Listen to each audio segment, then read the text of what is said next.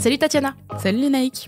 Alors aujourd'hui je voulais qu'on parle d'un sujet qui m'a vachement touchée, c'est la mort de Liam Payne. Alors déjà parce qu'il était super jeune, 31 ans, et aussi parce que les circonstances sont super sombres, même si on n'a pas encore tous les détails. Ouais, c'est tragique et honnêtement moi ça m'a fait penser quand même à un truc hyper important. Je me suis dit mais est-ce que quand tu connais le succès super jeune, est-ce que tu peux t'en sortir sans vriller ? Ouais, c'est sûr. Il y a quand même des petits contre-exemples, mais je vois ce que tu veux dire. Moi j'ai l'impression que la réponse quand même est un grand non, mais je sais que t'es pas du tout d'accord, donc on va en parler. Allez, c'est parti. Je suis pas venue ici pour souffrir, ok ? C'est l'heure du Tea Time People avec Lénaïque et Tatiana. Oh, wow! I wasted everyone's time. You're fired. Installez-vous confortablement, le thé est brûlant. It's Britney, bitch. Je sais pas toi où t'étais, mais moi ça me l'a fait. Du coup, je me souviens parfaitement de ce que je faisais quand j'ai appris le 16 octobre que Liam Payne est décédé. Je me souviens en fait, pour tout te dire, petite story time, ma sœur était venue dîner chez moi et je l'ai raccompagnée à ma porte vers minuit. Je sors mon téléphone et là je vois une notification, Liam Payne est décédé. Et là, genre une onde de choc dans ma tête. Je me suis dit quoi, mais c'est pas possible. Ouais, moi pareil, ça m'a énormément choquée. J'ai vu ça sur Twitter et c'est surtout que une semaine avant, il était dans une petite sauce sur Twitter où il se faisait critiquer parce que il était au concert de Niall Horan, donc son ancien collègue de One Direction, ouais. Et il s'affichait un peu au concert. Et donc ça m'a fait un peu bizarre là de voir cette info sur lui. Je me suis dit oula, qu'est-ce qui s'est passé ? Ouais, t'as tout de suite fait le lien. Complètement. Et je me suis dit, alors ce que je me dis très souvent quand une célébrité est dans la sauce. Et que finalement il lui arrive quelque chose, je me dis toujours les gens qui l'ont critiqué doivent se sentir super mal. Et et en fait c'est juste que c'est très triste les circonstances parce que tu vois que on part quand même de quelqu'un qui était dans un profond mal-être. Non mais oui, il en a parlé dans plusieurs interviews qu'il avait galéré avec l'alcool, la drogue. Là justement, l'autopsie a révélé qu'il y avait un sacré combo de drogue qui a été retrouvé dans son corps. Cocaïne, crack, kétamine, ecstasy, une forme de méthamphétamine, la cocaïne rose, mais bon, je l'ai déjà dit, mais bon, c'est hyper lourd quand même comme c'est un cocktail Molotov. Je sais même pas comment l'appréhender. Comment tu peux en arriver là ? Ouais, et surtout que, alors en plus, on n'a pas toutes les infos, mais est-ce qu'il a rechuté ? Parce que je sais que il est passé par une période de sevrage, il en avait parlé. Ouais. Donc en fait, est-ce que c'est le jour où il a rechuté, ou est-ce que ça faisait un petit moment qu'il était déjà dans cette spirale un peu de l'enfer ? En tout cas, tout ce qu'on sait, c'est qu'il a sauté du balcon, et donc potentiellement, d'après ce que les autorités argentines disent, il a sauté du balcon parce qu'il était en train un peu d'halluciner. Ouais. Donc c'est pas du tout à proprement parler un suicide, c'est vraiment juste quelqu'un qui une victime des drogues dures et de l'alcool. Ouais. Et de l'alcool, ouais. Et il a connu le succès hyper jeune, il était à peine majeur. Ouais. Donc en fait, je me suis dit mais c'est pas possible. Moi je n'arrive pas à penser que une célébrité qui rencontre le succès aussi jeune puisse s'en sortir. Pourtant on voit que les autres membres des One Direction n'en sont pas à ce stade-là. Il y en a qui ont un peu galéré avec la santé mentale. Harry Styles en a parlé dans son premier album solo, d'ailleurs. Il a aussi, dans une interview, expliqué que c'est seulement après, justement, les One Direction qu'il a osé aller voir un psy pour parler de cette période qui était hyper compliquée. Et en fait, effectivement, je pense que c'est avant tout, une question d'entourage. Ça c'est un argument qui est beaucoup utilisé parce que forcément on pense à une Britney qui avait un entourage super bancal, donc on se dit que l'entourage est primordial. Moi je pense que l'entourage est important, mais que j'ai l'impression quand même que Liam Payne avait l'air d'avoir un entourage assez solide, tu vois. Là son père s'est immédiatement rendu en Argentine, c'est pas quelqu'un qui était seul, sa sœur lui a rendu hommage, c'est quelqu'un qui semblait, en plus je pense qu'il avait des rapports quand même plutôt cordiaux avec la mère de son fils, je sais qu'il continue à voir son fils, etc.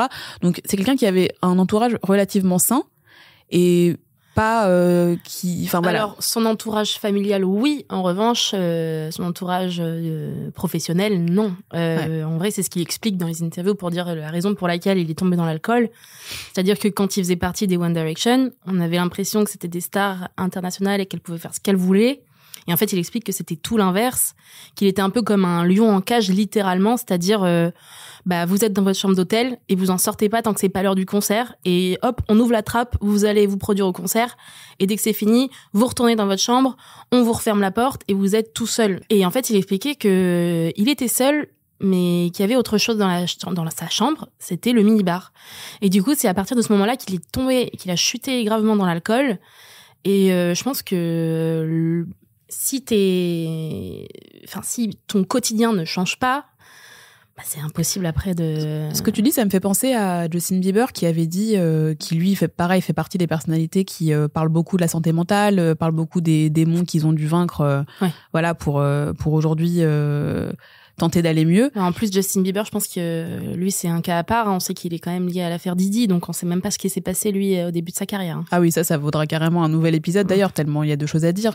Mais tu vois, Justin Bieber, il avait dit un jour, je trouvais ça super intéressant dans un post Instagram, il avait dit que, en fait, le pic de dopamine que tu ressentais quand tu montais sur scène était tellement inégalable que quand tu sors de scène, tu recherches à un moment donné aussi, en fait, c'est le down que tu rencontres, il est très difficile à gérer. C'est pour ça que beaucoup de célébrités se tournent vers les drogues pour rechercher une forme d'adrénaline. Enfin voilà. Et donc en fait, on comprend et puis voilà, la solitude joue aussi également, etc.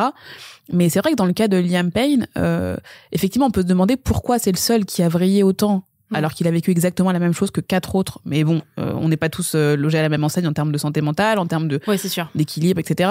Lui, effectivement, pour lui, ça s'est mal fini. Et puis c'est surtout que comparé aux autres, si on peut faire une comparaison, c'est que la carrière n'a pas pris, elle n'a pas décollé sa carrière du tout après, tu vois, ça a été un gros flop pour lui. Ah, toi, t'estimes qu'il n'a pas fonctionné par rapport aux autres ?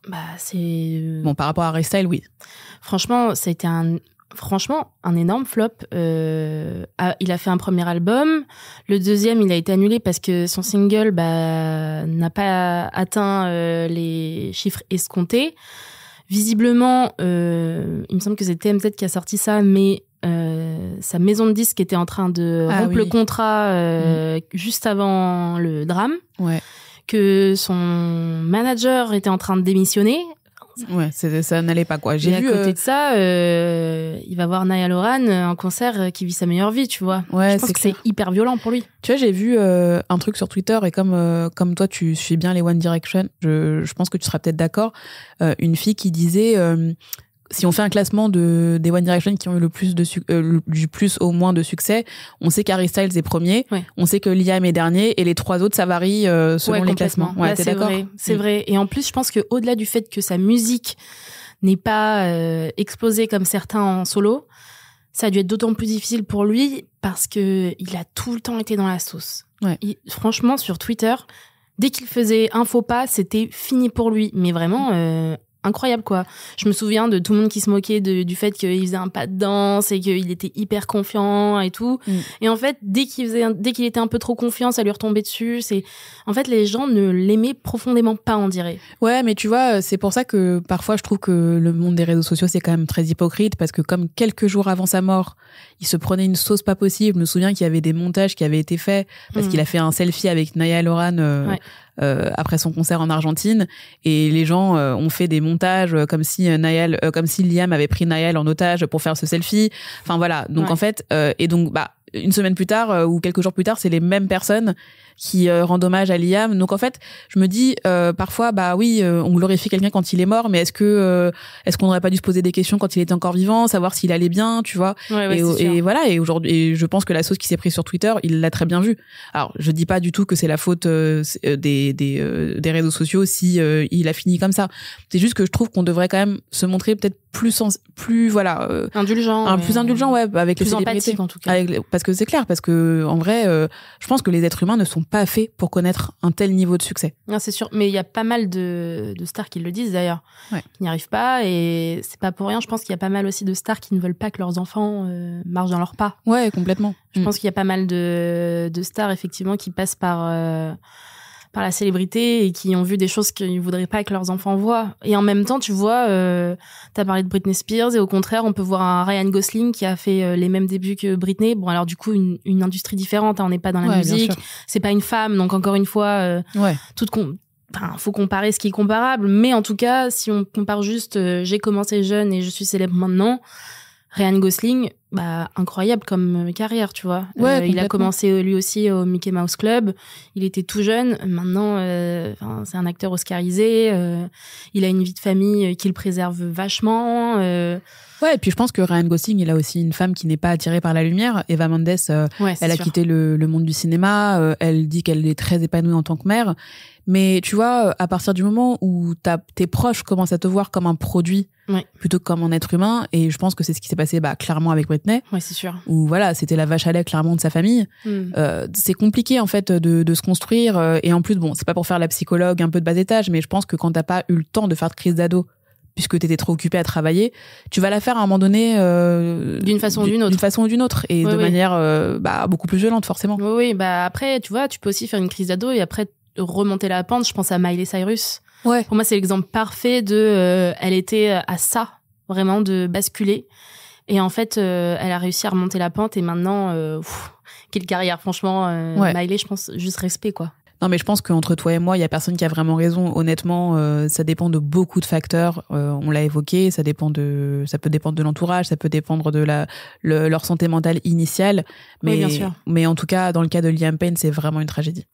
Oui, et je pense vraiment que ça va marquer une génération quand même de fans qui ont été choqués par ce qui s'est passé, et potentiellement, j'espère que ça va changer quelque chose sur les critiques que les gens font sur les réseaux sociaux. En tout cas, l'enquête est loin d'être finie parce qu'il y a encore beaucoup de pistes à élucider. Donc, je pense qu'il va y avoir encore aussi beaucoup de choses à dire sur cette disparition qui est vraiment tragique. Ouais, on va veiller sur les prochaines informations qui vont sortir, et puis j'espère qu'on se retrouvera pour un épisode beaucoup plus joyeux. Ouais, j'espère aussi. Bon, en tout cas, à bientôt les Nike. À bientôt. Merci de nous avoir écoutés. On se retrouve très bientôt pour un prochain épisode. Et pour plus de contenu exclusif, rendez-vous sur voici.fr.